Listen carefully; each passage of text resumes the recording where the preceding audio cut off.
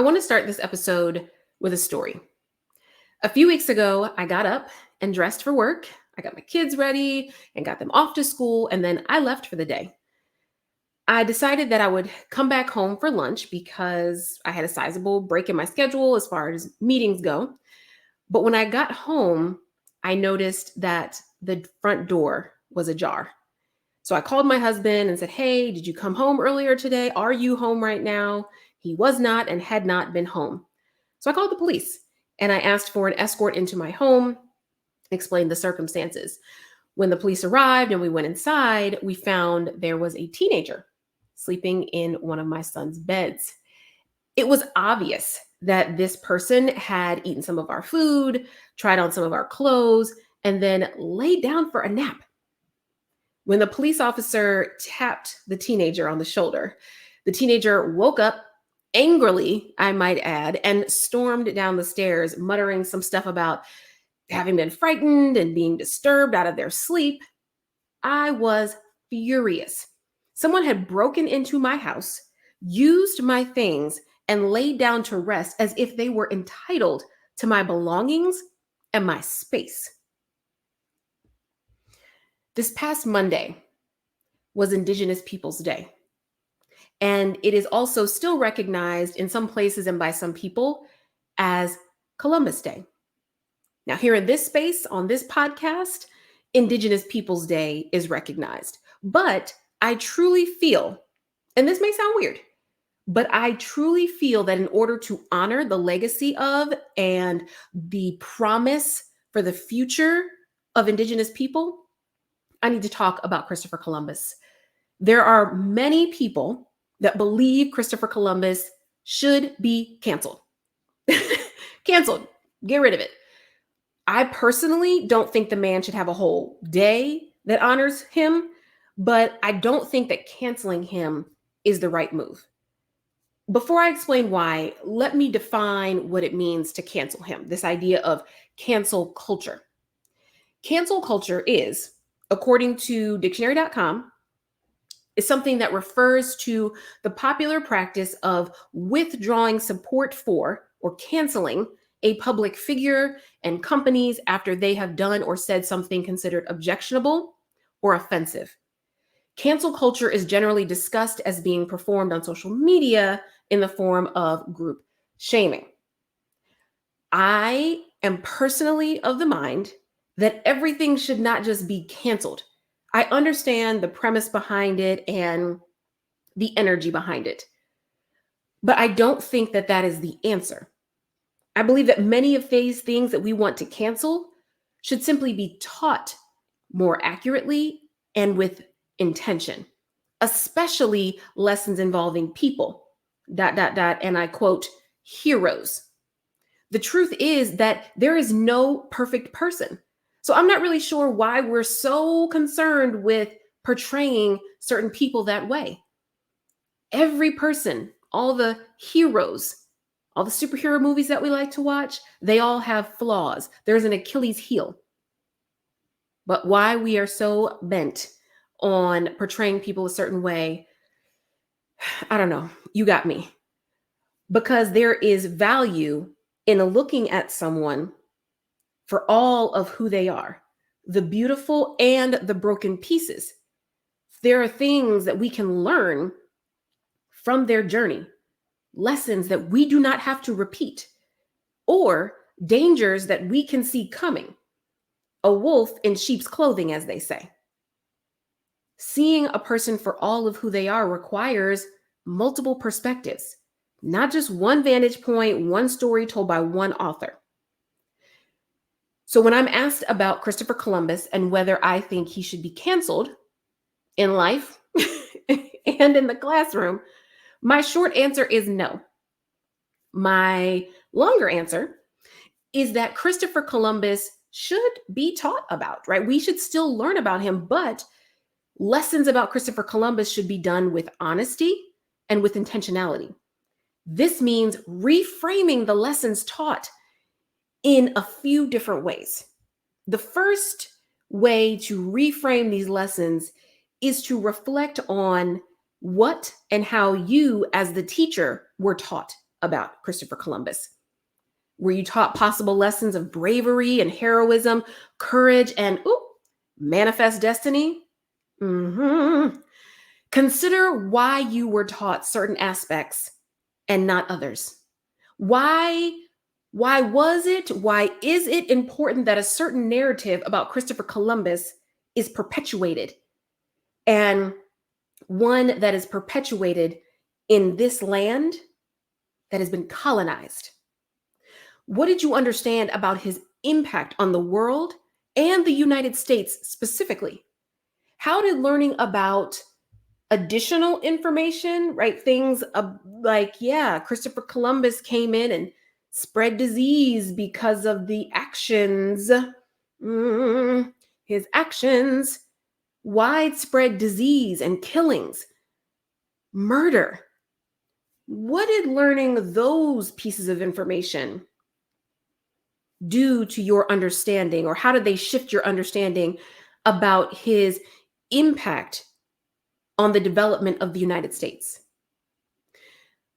Then I would love for you to consider all the information that is now available about the life and times of Christopher Columbus, understanding that he was an explorer, but he did not discover the Americas, and understanding that he killed thousands thousands of people in order to advance his objective.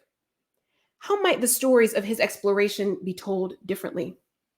What other stories and perspectives might need to be included to paint a more accurate picture for our students? I'll say it again. There is no perfect person, hero or otherwise. So why are we hell-bent on portraying some people in this way? Instead, let's do a full character analysis. Let's talk about cause and effect. Let's talk about how one person's dream can be another person's nightmare. Mm, When I talked to my now 10-year-old son about Christopher Columbus after he came home from kindergarten one day with his lesson papers, I first asked him what he had learned, and then I shared this analogy with him. So I said, "Hey, how would you feel if someone came to our home, they knocked on our door and asked if they could come in, a stranger, someone that we didn't know?" He said, "Well, I would be scared because we don't know this person." It's okay. But what if somehow mom or dad felt safe enough with this person to invite them into our house? They looked around and they said, "Wow, this is a nice house. I think I'll take it. I think I'll have it." How would that make you feel? And my son said, "No, he cannot have our house. This is our home." I said, "Okay." So let's say that mom and dad say, "Yeah, that's great. We're glad that you love our home, but this is our home. There are many other homes available, places that you can go live, but this is our home. So we're going to ask you to leave." And let's say that the person left, but then they came back with several other people and broke down our door and came into our house and forced us out of our house. They threw us out of our house. My son said, "Oh my gosh, mom, that is not okay. You can't just take something that doesn't belong to you. That's not right." I said, yeah, that's not right. Now, remember that story that you learned about a man named Christopher Columbus? He said, "Yeah." I said, "That's what Christopher Columbus did. We are told that he discovered America, but did you know that there were people already living here? Native Americans were living in this place, on this land. And Christopher Columbus came and said, 'I like it. I'll take it.'" Now, I did clarify for him that Christopher Columbus did not land in the United States of America, right? He landed in another part of the Americas. But the analogy still sticks. It still lands because he was understanding this person from a different perspective. And I did talk to him also about how we have these desires to explore, and we're curious, and we want to understand new things. And we talked about how that's not wrong. It's not wrong to be curious. It's not wrong to want to discover and explore. But what is wrong is when you get so excited about something that you have seen and explored, that you decide, you know what, I'll take it. That you don't ask for permission, or if you do ask for permission and the person says no, you then take it forcibly. So this was me talking to my kindergartner, and he fully understand when I explained it in an age appropriate way that this person had flaws, that maybe he started out with good intentions, but those intentions turned sour, evil, even real quick. So I would definitely encourage you to think about age appropriate ways to share an accurate account of who Christopher Columbus is and the things that he did, the choices that he made when exploring the world around him. The second way to reframe your lessons is to acknowledge the challenges, the discomfort, and the disappointment you and others may encounter when faced with the opportunity to present an accurate account of this man. Watching our heroes fall is never pretty. It's never fun. So take the time that you need to unpack your feelings, but keep focused on the purpose for teaching this lesson accurately to our students. Keep focused on the student-centered experience, not teacher comforts. Breathe right through that. Breathe right through it.